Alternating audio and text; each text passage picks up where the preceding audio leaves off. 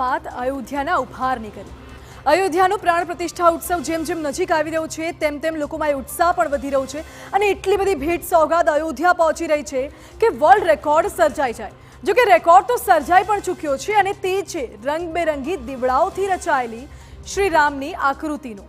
સંપૂર્ણ અયોધ્યા નગરી હાલ પ્રભુ શ્રી રામના રંગે રંગાઈ ગઈ છે। ત્યારે અહીં દીવડાઓના માધ્યમથી અનોખો જ વર્લ્ડ રેકોર્ડ રચવામાં આવ્યો છે। વિવિધ 14 રંગના 14 લાખ દીવડાઓના માધ્યમથી પ્રભુ શ્રી રામની આકૃતિ તૈયાર કરવામાં આવી છે। એટલું જ નહીં, શ્રી રામની સાથે મંદિરનું ચિત્ર અને જય શ્રી રામનું લખાણ પણ લખવામાં આવ્યું છે। સૌથી ખાસ વાત તો એ છે કે આ સમગ્ર કાર્યક્રમના મૂળમાં હતો વોકલ ફોર લોકલ કન્સેપ્ટ। हम लोगों ने प्रधानमंत्री जी का जो मिशन है वोकल फॉर लोकल, उसको हम लोगों ने जमीन पर उतारने का काम किया है। आप देख सकते हैं कि यहाँ के जो लोग हैं, हमने अयोध्या के ही कुम्हार से 14 लाख दिए खरीदे और अयोध्या के ही 1100 कलाकारों को यहाँ पे हमने मौका दिया।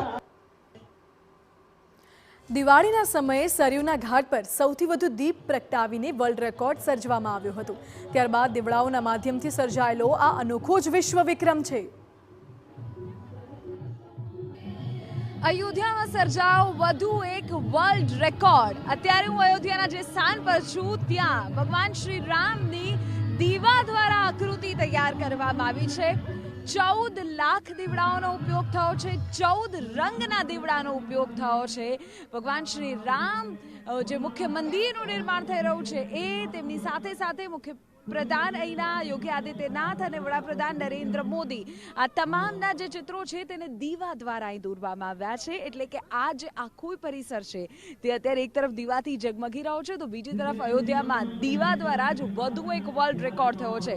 અગાઉ 22-23 લાખ જેટલા દીવડાઓના ઉપયોગથી જે દિવાળીનો ઉત્સવ થયો હતો અને એવી જ રીતે હવે આ માનવ આકૃતિ દીવા દ્વારા દોરવામાં આવી છે। ખાસ વાત એ છે 14 લાખ દીવાનો ઉપયોગ થયો છે, 14 રંગના દીવાનો ઉપયોગ થયો છે અને તેની સાથે જ સર્જાઈ ગયો છે વર્લ્ડ રેકોર્ડ।